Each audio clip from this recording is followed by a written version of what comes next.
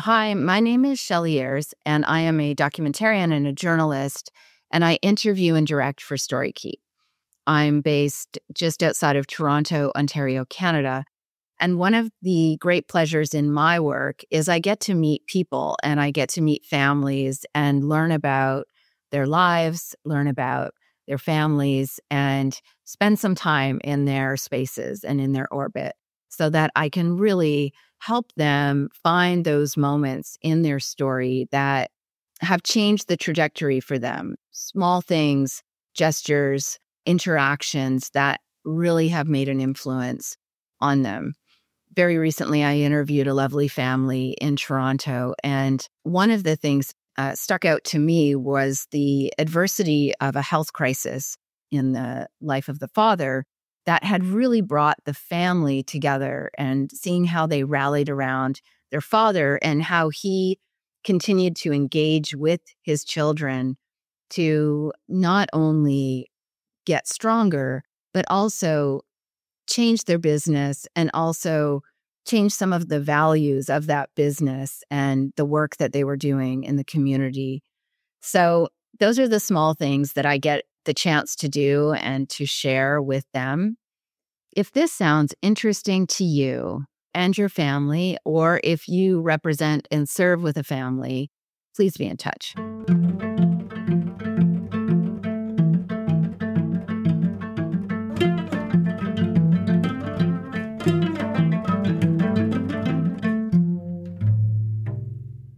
Welcome to Who We Remember. I'm Jamie Younger, the founder of StoryKeep and your host for this podcast. First, let me say how delighted I am to have you joining us for the show. This is a place where we have uncommon conversations about things that matter deeply to most of us, the people that we love, and also the purpose that we are giving to our own lives and legacies. Our mission at StoryKeep is to use and capitalize on the power of story for profound good within families of wealth. Since 2010, we've partnered with over 100 families worldwide, creating personal films and private podcasts that help them explore their shared narrative. Our work is designed to deepen connections. My conversations on this show center around two questions. The first, whose life story from your own family would you most want to see documented? And the second, what are you as a person and as a professional hoping to create and leave behind? Today, I'm honored to welcome Sasha Lund. Sasha is a multilingual, multicultural powerhouse. She's a Schultz Award-winning Forbes-featured author whose writing appears in publications around the world. Through her company, Core Values Consulting, she guides high-net-worth individuals and business families through succession planning, helping them build meaningful legacies.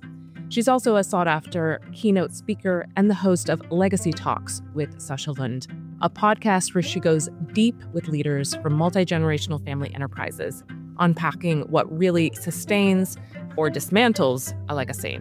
She joins me today to share the extraordinary story of her Swedish great-grandfather, Sven. I'll let her pronounce his last name, but his life was a sweeping tale of adventure, true love, and grit. And she tells us with such vivid detail, you'll feel like you're right there.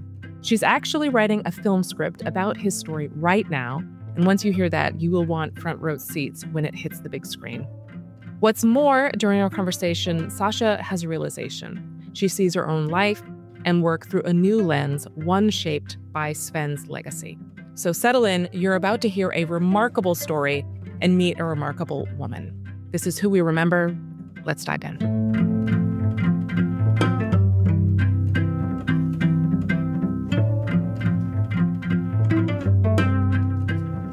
Sasha, it is such a pleasure to be sitting and talking to you again. And about something that we didn't talk about before, but is so fascinating. And I'm really looking forward to sharing with the listeners and the viewers about your great-grandfather. So really intrigued to have you share stories of him. So his first name was Sven. Right. And he's your great-grandfather on your Swedish side, correct? Correct. Yes. Okay. So your ancestry is Russian and Swedish. Correct. Amazing combination. Thank you. It's amazing and challenging at times, I'm sure. Yeah. Very different sort of personalities. So tell us about Sven. Pronounce his last name again for me. Yes. So his name was Sven Mårtensson, with that beautiful little round ring on top of the A that only the Swedes have. Right. Beautiful. So he was your great-grandfather. You never met him. I never met him. But you've heard tons of stories. So when I said, who from your family, whose life story would you want to have documented? He came to your mind. So tell me why Sven? Immediately. He came to my mind immediately because I don't know if you really believe in reincarnation, but it's almost as if he was born back into me or something like that. We have quite similar stories, and that really fascinates me. Also very different. So he was born at the end of the, now 2 centuries ago, 1890s, in southern Sweden. Poor boy who, from a very early age, started working at the docks as a dock worker, as back then was very common in the South. Everywhere where there was a port, I think all over the world, that's what most poor people were doing, right? Doing dock work. Right. And at the age of 16, he fell in love for the first time, and he fell really, really hard for this girl who also fell in love with him. A Swedish girl. A Swedish girl, yes. And you say, okay, she was 15, he was 16. It's very common. It's normal to fall in love.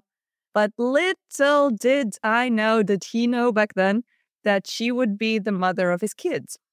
Now, of course, every story has a twist. And one day, after a long day's work, he went into the pub. And at 16 back then, of course, you could drink beer. You had to somehow calm down, right? And it was a small community, and the sheriff of the town was there, who was already relatively drunk and was bragging about how he basically wants to bed Sven's girlfriend. Oh, no. Yes. And it took Sven 2 to 3 beers, we assume, because all my family is a lightweight family. So we assume that was kind of the maximum. And he completely lost it, picked up this policeman and threw him through the window. So the entire window was, imagine like a bar with a huge window display. The entire window crashed, and the policeman found himself full of shards, basically, on the other side on the street. Now, again, this is 1904, 1905. And back then, the only punishment for such a huge crime was 10 years of prison. Whoa. And the interesting thing is that he knew that. So it makes me wonder, why would he have known that? But apparently it was a very commonly known fact. You can never assault you can never assault anyone, but a police officer had this higher standing in society, right? So he ran to the docks, knowing he needs to escape because he cannot go to jail for 10 years. He hid on a ship, not knowing where the ship is going. He was a stowaway. He was a stowaway. For 3 days he was on this ship. I think 3 to 4 days he was on the ship. Okay. Throwing up, feeling very nauseous, hiding, not eating. And when he arrived, he was in London. Where he had never been, presumably. He didn't speak English, apart from a hello, maybe, that he had picked up at the docks. And here he was, without money, without anything to his name, not even documents, nothing, knowing that he cannot go back home because he will be arrested immediately, not having been able to tell his family or his girlfriend anything. He just escaped. He disappeared, right? But fate had it that way that a few days later, he made his way. He somehow managed. He wrote his girlfriend a letter, sent it to her. He knew her address, so he wrote her a letter. He knew her address, and I think that is really what makes this story so special.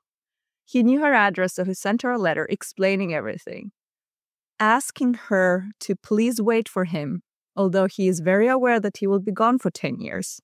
But this is 2-3 days in, right? So I think you don't really realize at 16 what that means. I mean, that's basically half your lifetime, right? Wait for me. She's like, that's technically like a spinster in our day, right? Okay. Yes. But now is the twist. Spinster or not, she was 15 and she was pregnant already. Oh my goodness. Whoa. Uh-huh. Okay. I'm intrigued. She doesn't know this yet. He doesn't know this yet, but she was. She doesn't know it, and she doesn't know it either. But he didn't know either, obviously. So he somehow manages to make his life in London, finds work at the docks where you don't really need papers. He works very hard. And it's basically the same as in Sweden, but in another country, on another dock. London's is very international. It's very bustling all the time. He starts picking up English. And a few months later, not many months later, going towards November, he ends up once again in a bar. And in a corner sees a blonde boy, essentially sitting there sipping his beer. And somehow he just feels, oh, that looks like a fellow Swede. So he goes up to him, and indeed it turns out that it's a Swede who is a couple of years older, who is one of these adventurous types who really just wanted to see the world, who has been in London for half a year, who knows the language a bit better, and they just click immediately and become friends. So he has that kind of anchor in this other boy, and they share stories about Sweden. The boy is from far up north, so back then, Sweden is a very long country, right? So the culture is quite different. And one night, when it goes towards Christmas, they are there celebrating a Swedish feast called Lucia, which is the Festival of Light, on the 13th of December. And they get drunk in the bar. Before they get drunk, though, they realize that there is this weird couple of men sitting a few tables down, and they keep staring at them. And it's so intense that they realize this. And we know this because we have this in letters that he has written later on to his girlfriend. And they kind of make fun of them and said, well, these are like really bulky men. They look suspicious. I don't know. They both felt weird about it. Well, it turns out that these men were indeed dangerous. They managed to spike the drinks of both Sven and his friend. Next thing you know, they were shanghaied and wake up on a ship on the way to Bombay. This is all true. This is you cannot make this up. So this is where I intersect and tell you at this point that I am actually writing a book that I want to turn into a script based on this story, because it's so interesting that I feel like you have to make a movie out of this. So they are actually shanghaied. This was around 1911, I think. That was exactly when the Russo-Japanese War was happening. And they ended up on a ship that was smuggling weapons to Bombay for the war. But it was a smuggling ship, so it wasn't under the Royal Navy or anything. The conditions were absolutely horrendous. And although the ship wasn't sailing, it was a smuggling ship, wasn't sailing under the Royal Navy, it still left England and had an English flag, meaning it kind of belonged to the Navy, even if the captain obviously was a crook. And it took them about a month, I think, to sail there. And again, this is mid-December, so the sea is really rough. No one wants to be there, so everyone has basically been shanghaied on this ship. And they do not know how to deal with it. Until they realized, you know what? We need to do a mutiny. We will not survive otherwise. We need to get somehow control over the ship, then turn it around and go back. You need to also realize that they, of course, do not know for sure whether these are smugglers or not. They just think, okay, we have been shanghaied. Maybe that's how the Great British Empire works. We don't know. We're foreigners, kind of, right? Uh-huh. We're Swedes. We have no idea. We are Swedes. Yeah. We are Swedes. We barely speak English, So they do. They bring together a small group of very brave men who say, okay, we will help you. Let's basically get the captain off, throw him in a cell. We don't want to kill them. That's not who we are. But at this point, they realize that they're only a few days away from Bombay, and they won't be able to turn around and go another month back. They need to fill up food, etc. Yeah. They do the mutiny, arrive in Bombay 3 days later, not knowing that the captain obviously has some people on the ship who have been helping him out. Of course, the captain cannot do this all by himself, who by that time have already informed the authorities in Bombay. And Bombay, now Mumbai, back then, is under the British Empire. So the moment they dock, they are arrested. Now, for mutiny, there was only one punishment: hanging by the gallows. Okay. So he's running away from Sweden only now to be, right, okay. So double trouble. First time maybe it was a bit of kind of his fault, but this time. Now, the thing is, in the entire history, and you can Google this actually, you can go in records of the Royal Fleet. In the history of the Royal Navy, no one has ever been acquitted for mutiny. And so He and his friend are so convincing that they kind of convinced the authorities there to actually be sent back to London to be trialed at the Old Bailey rather than be hung on the spot.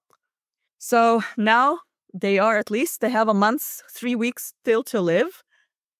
They go back, but this time the conditions are even harder because now they're basically prisoners. So they get water, a little bit of bread every day, that's it. They arrive in Old Bailey in London a month later, being absolutely exhausted, skinny, no hope. And long story short, they are the only two people in history who actually get acquitted because they can prove that they were smuggled, and they were basically smuggled by someone who was smuggling weapons for the Russian-Japanese War.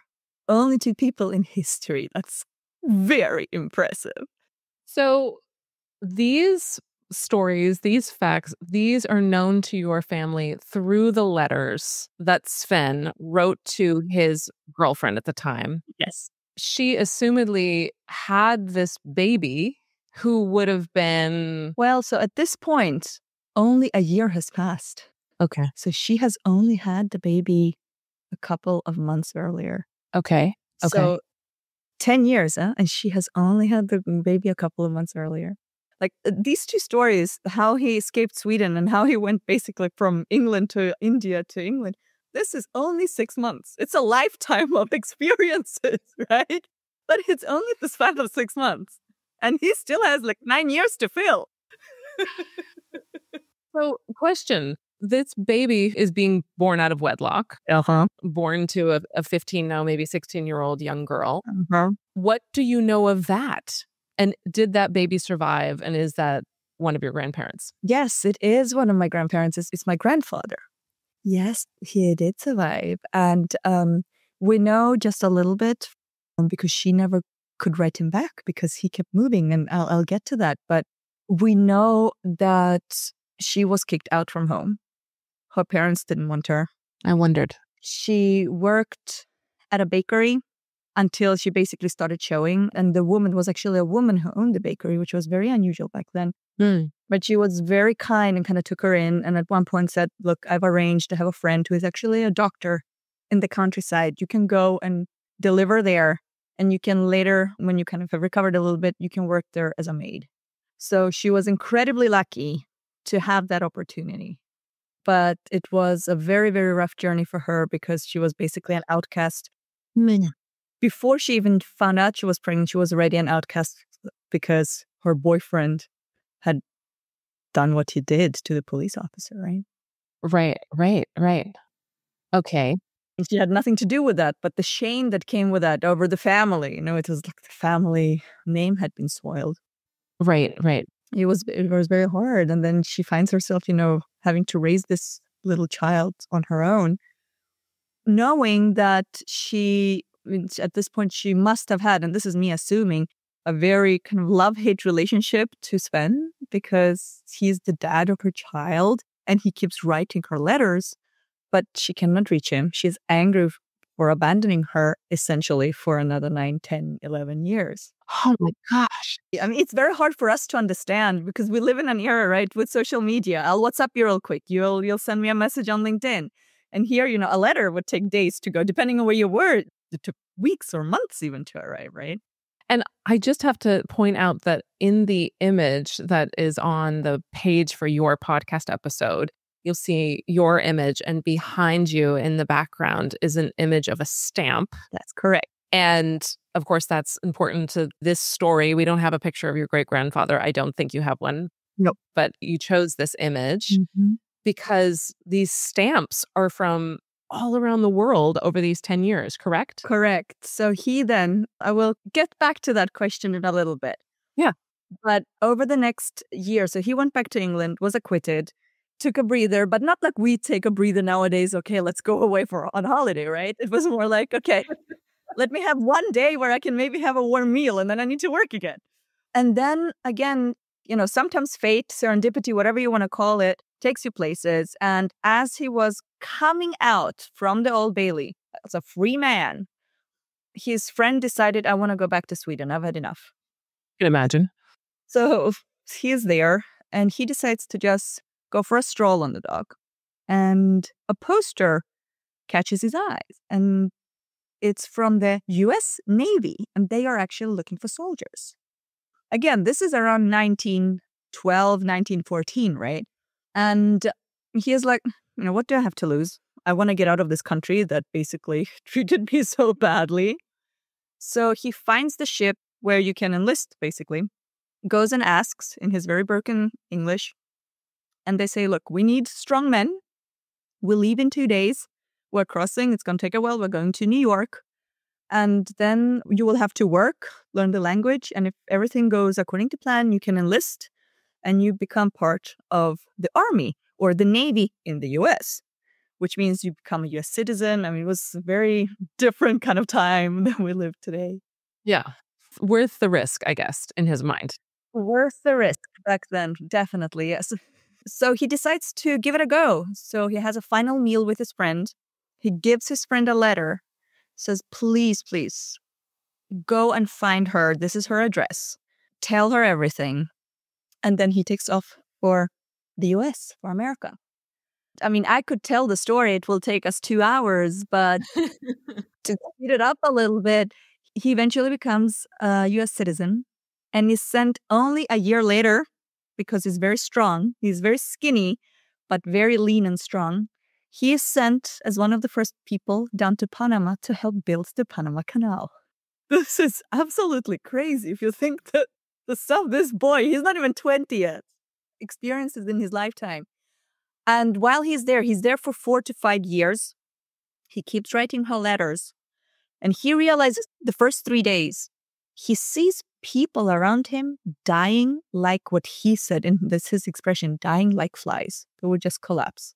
And it took him, maybe because we don't know this, but maybe because of his already kind of global experience, he was very fast in realizing that, okay, it seems that the water is contaminated, and that's why workers around me are dying. So for 4 years, he survived by drinking only milk and beer. Good on him. Good, Sven. Keep with the beer, dude. It's working for you. 4 years of beer, and I don't even drink beer, so that's where we differ big time.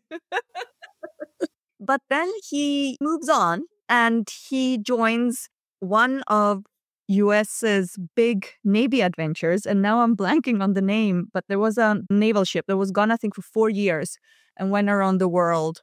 And he worked on this ship. Now, what I need to mention, when he was in Panama, he got yellow fever.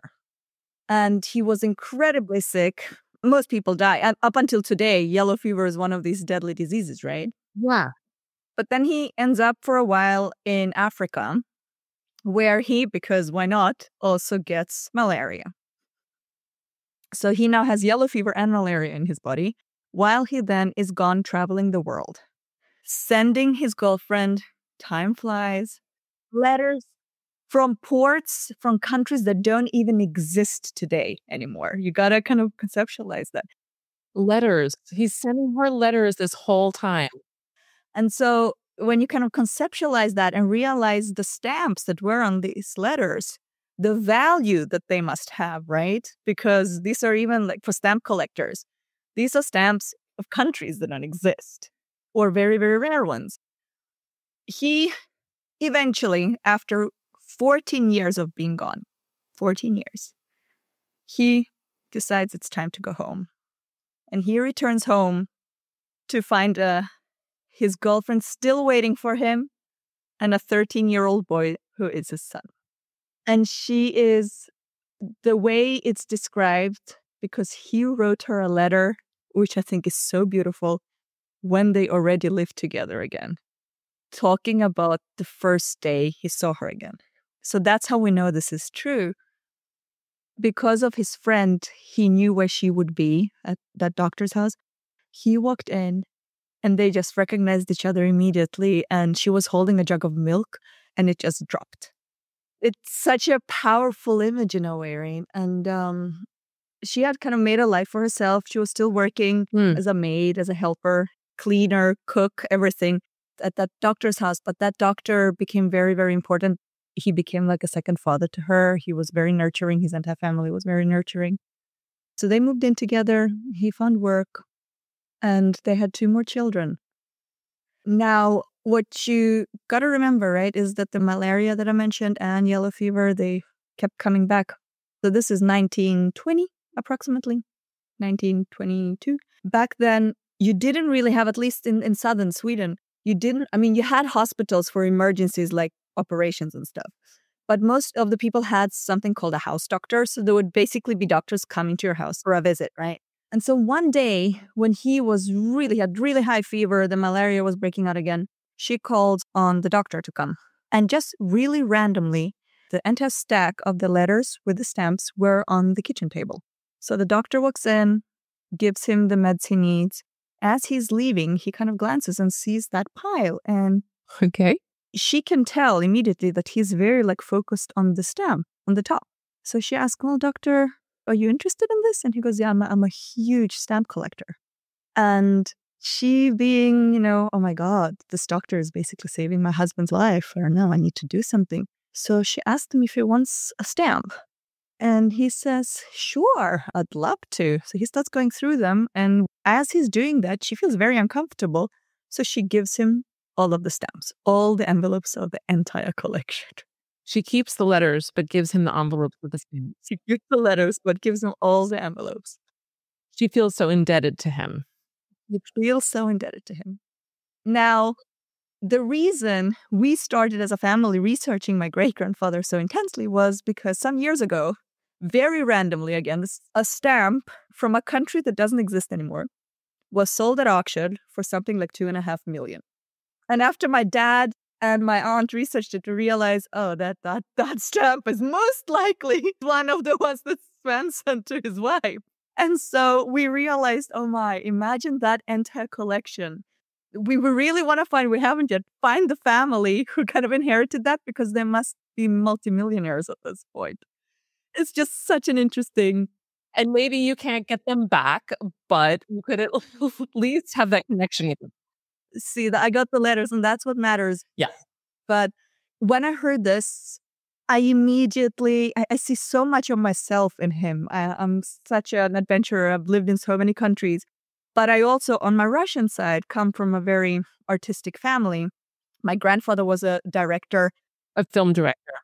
A film director. And I felt within me, I need to write this book. I need to write the script. Mm-hmm. So I am 80% through. Hey. I'm calling it The Stamp. Beautiful. It starts with a scene which is set in 2024, 2025, where a young woman walks into Christie's in London for an auction, and she knows for a fact that the most expensive stamp in the world is being auctioned there, which randomly happens to be the one that is on the cover of our podcast. And it's the 3 shilling yellow. It was a mistake, printing mistake, and there are only 3 in the world. Beautiful. And yes, I mean, as you have been telling me this story, and now what I know of a little bit of your story and your life story, so much of his adventurous spirit and let's just see how this goes. Let's try. Okay.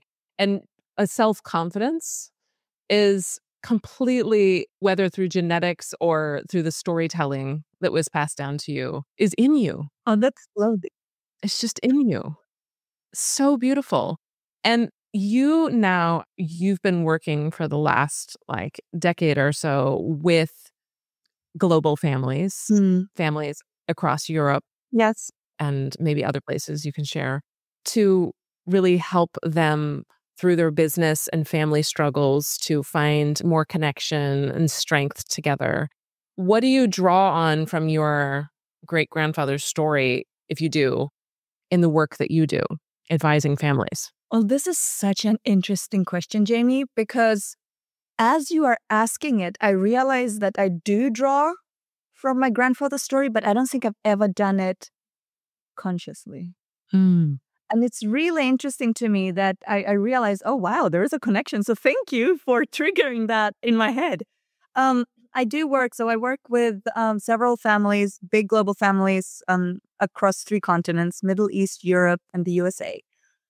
And we work a lot on legacy building and what it means to leave a legacy behind. And I think that phrase is very tricky because you're not really leaving a legacy behind. You're building it and it's constantly in a way evolving. You're living it. Exactly. But it is about finding, and this is where a lot of families struggle, I think, about finding common values and really living them, even if you decide to not necessarily be part of the family business or the structure that the family has set up for you. And it's not that you have to agree on them. I think, again, this is something that is passed on or in a way instilled on you, and you carry them with you. If you feel those values and they're really meaningful, that is how legacy is really built.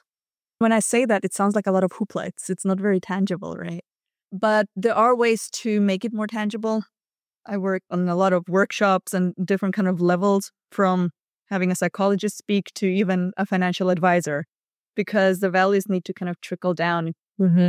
It needs to, in a way, be in your DNA. And thinking back now on Sven's story, what I find interesting is that without having realized it, I always try to find that tenaciousness within people that I think he had, right? Never give up. And sometimes the road is incredibly hard and you just want to, kill everyone around you because you're so frustrated and you just want to scream. And that is okay. Go out in a field, scream, but then you get through it, because it does not matter how many ones and zeros, X and O's you have in your bank account. In the end of the day, we're all human beings and we all have very similar feelings. What makes us different, I guess, is the way we handle those. Yeah. And some people are lucky in a way. They feel more, which can be beautiful, but it can also be incredibly exhausting, right? But if you allow yourself to do that, I think you'll live a richer life. Yeah, indeed. Just on a personal note, but maybe it winds and weaves into your work as well. If you had the chance to sit down with Sven as you're putting the film script together, as you are doing your work, as you are in your, personal life or relationship, what would you want to ask him? It's actually quite simple. How did he find that hope and belief within him to keep going? Why did he continue writing in my book, I call her Elsa. We don't know her name for sure yet, because in the letters, he always refers to her as my dear. Mm-hmm. I call her Elsa. So why did he continue writing to her? What was driving him to, if you really zoom out, why would she have stayed? So what drove him forward? What made him write the letters? What made him go? What made him have the courage to go to several different countries to pursue that, not knowing what will come? It's incredibly courageous. What I find interesting about your response to this, in our work of documenting family histories and going back and helping people sort of articulate their life stories, so frequently the questions are not historical accuracy questions, right? What's the driver? What is the why behind what people did? And the only person who can tell you that is Sven. That's so frustrating. Right? And maybe through your fantasy and imagination, the way you put the film together, right? You won't know, though. You will be drawing on your own imagination there, I guess, or leaving it up to the viewer to sort of see. Mm-hmm. But the image that you gave to us of him, with a little bit of help from the beer, I hear, but that he really had this huge energy, this force, which maybe was love in a sense, that was able to give him the power to lift up probably a much bigger guy. It sounds like he was kind of a beanpole himself. No offense, Sven.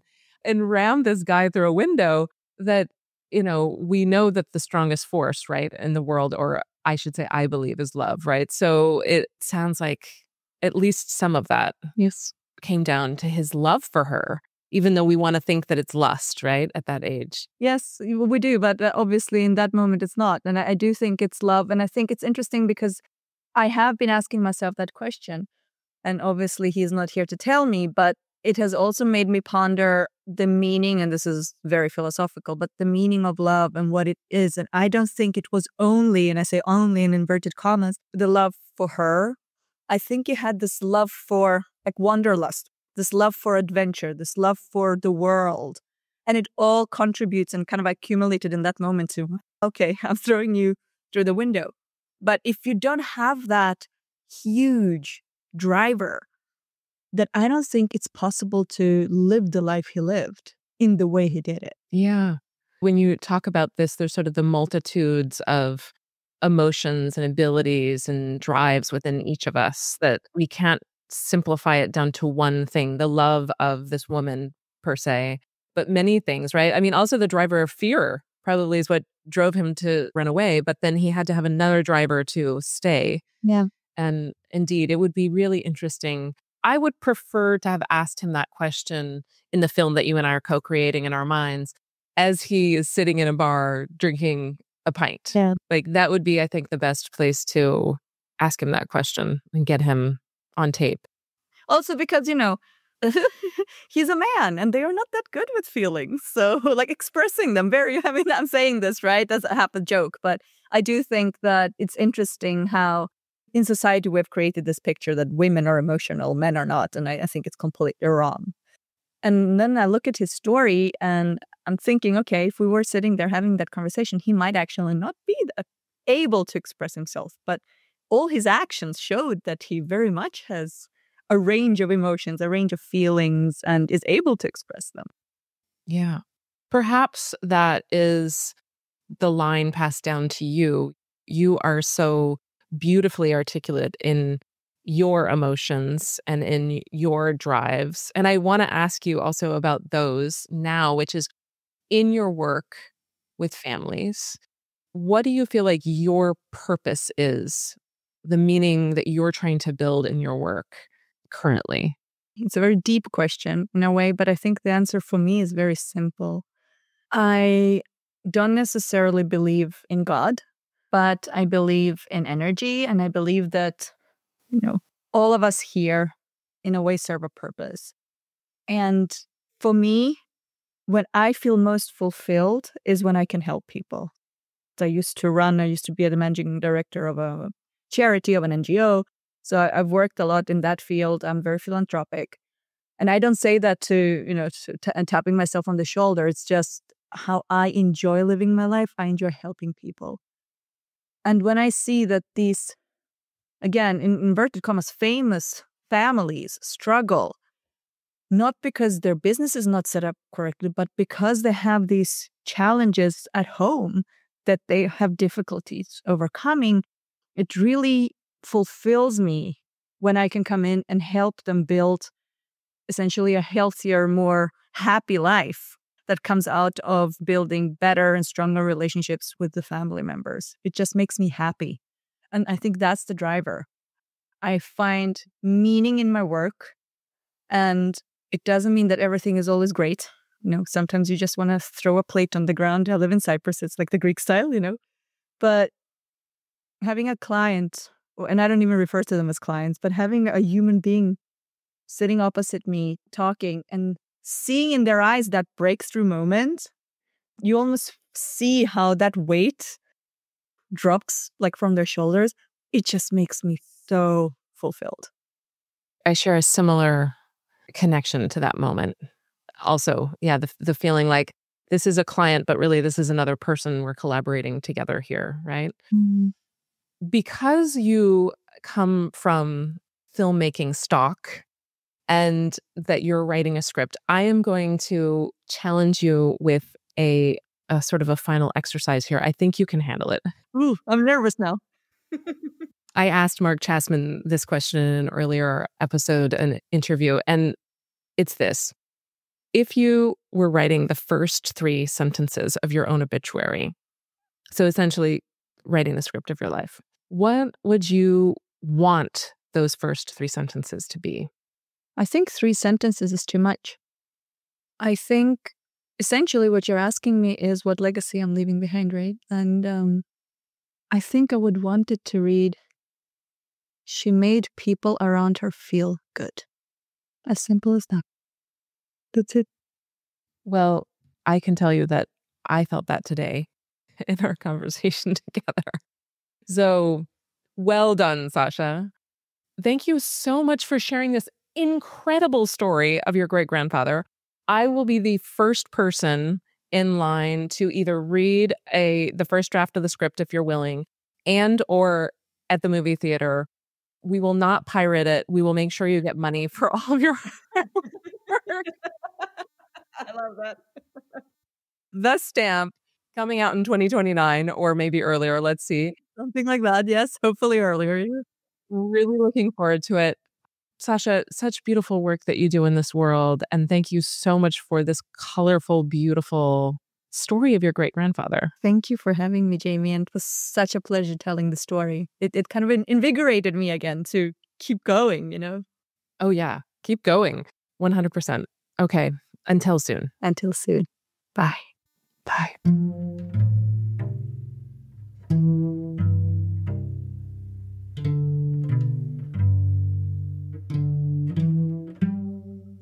Thank you so much for listening to this episode of Who We Remember. If you enjoyed this, I invite you to subscribe. When you subscribe, a new episode will pop up automatically in your favorite listening platform every 2 weeks. You can see some great photos related to today's story, as well as find out more about our guests and their work. Just go to storykeep.com/podcast. Who We Remember is a production of StoryKeep. StoryKeep works with exceptional individuals and families to document their life stories and histories through films and private podcasts. You can learn more about our services at storykeep.com.